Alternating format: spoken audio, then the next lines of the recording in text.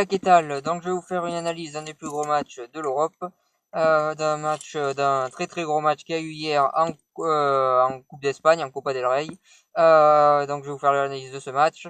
Ce très gros match qui est quand même d'un plus haut niveau que le bon vieux PSG Rennes, où personne n'a vibré devant ce match, hein, à part les filets du gardien de Rennes et quelques footistes qui supportaient avant les Girondins de Bordeaux ou l'AS Monaco ou Lyon ou Marseille qui maintenant supportent le PSG.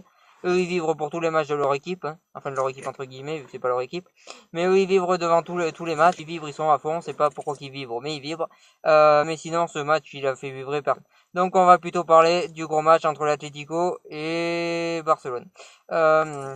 Je vais parler d'abord du Barça, vu qu'il joue à l'extérieur. On va parler de l'équipe qui joue à l'extérieur en première. Donc, très grosse première mi-temps de la part de Barcelone, avec un très très bon Messi, un très très bon Suarez, hein, qui ont mis deux énormes buts. Le milieu de terrain, pas mal du tout en première mi-temps du FC Barcelone. La défense, très très bien, surtout le français Samuel Umtiti, très très bon match de sa part. Durant tout le match, il a été bon, il a été solide, il a posé énormément de problèmes, surtout en première mi-temps, Antoine Griezmann, qui a eu énormément de mal à le passer, parce qu'il est quand même très dur à passer. Très dur à passer Samuel Umtiti, voilà, très très bon joueur défensivement, très bonne première mi-temps du Barça qui était très bien en place, qui a posé énormément de problèmes à cette équipe de l'Atlético en première mi-temps, voilà, très gros match de leur part en première mi-temps. Ensuite, en deuxième, ils ont eu un peu plus de problèmes défensivement, notamment Mascherano qui a fait quelques bourdes, notamment sur les côtés aussi où ça n'a pas été terrible, même si Umtiti lui il est resté à peu près sur le même niveau. Le Barça en deuxième mi-temps a quand même baissé de niveau totalement. Euh, et, euh, et, le, le- et a permis à l'Atlético de se créer des occasions. Après au milieu c'était un petit peu moins bien aussi en deuxième mi-temps. Voilà, après André Gomes, je trouve qu'il progresse, par exemple au Barcelone, donc le temps qu'il progresse à Barcelone, pardon. Donc le temps qu'il progresse, peut-être que ça prendra du temps pour le Barça, mais je pense qu'il arrivera à un bon niveau à la fin. En tout cas, bon match globalement de Barcelone, même si en deuxième mi-temps la défense a été moins bonne, a été énormément en difficulté et a encaissé un but, mais voilà, le match de Barcelone a été pas mal, hein. Messi, je le dis et je le redis, gros match. Suarez également. Neymar, je le trouve de moins en moins bon. Voilà, il fait une saison pas terrible du tout. Alors Neymar, moi, j'ai jamais trouvé excellent, hein, franchement. Mais en tout cas, cette saison, je le trouve moins en moins bon. À part sa super accélération qu'il fait en première mi-temps, le reste, il rate des occasions pas possibles. Il y a une occasion où Messi il fait tout. Lui, il a plus qu'à la mettre au fond. Il me balance ça n'importe où, n'importe comment. Donc honnêtement, Neymar, il est pas du tout en forme cette saison. C'est pas terrible, Neymar, cette saison à Barcelone. D'ailleurs, très peu de buts marqués. Il est rarement décisif, même en passe décisive. Donc Neymar cette saison à Barcelone, ça reste très poussif. Et c'est quelques joueurs comme ça qui font que Barcelone n'ait pas des meilleurs résultats. Parce que certains joueurs sont pas encore au top de leur niveau. Et c'est ça qui pousse un petit peu Barcelone vers le bas. Mais voilà, belle équipe de Barcelone qui fait un match plus que correct hier. Un bon match et qui méritait peut-être le 2-2 était mérité. Mais voilà, Barcelone fait un bon match, même si défensivement en deuxième mi-temps ça a été poussif. Au milieu de terrain aussi, mais bon match de la part de Barcelone. Côté Atlético, à première mi-temps catastrophique. Ils ont été dominés dans tous les secteurs de jeu par cette équipe du Barça. Voilà, l'Atlético était méconnaissable en première mi-temps. On a vu un petit peu l'Atlético qu'on a l'habitude de voir en championnat. On l'a vu là pendant une mi-temps, c'était le même. C'était franchement très décevant l'Atlético en première mi-temps. Très peu d'occasions, très peu d'occasions. Très peu d'occasions de leur part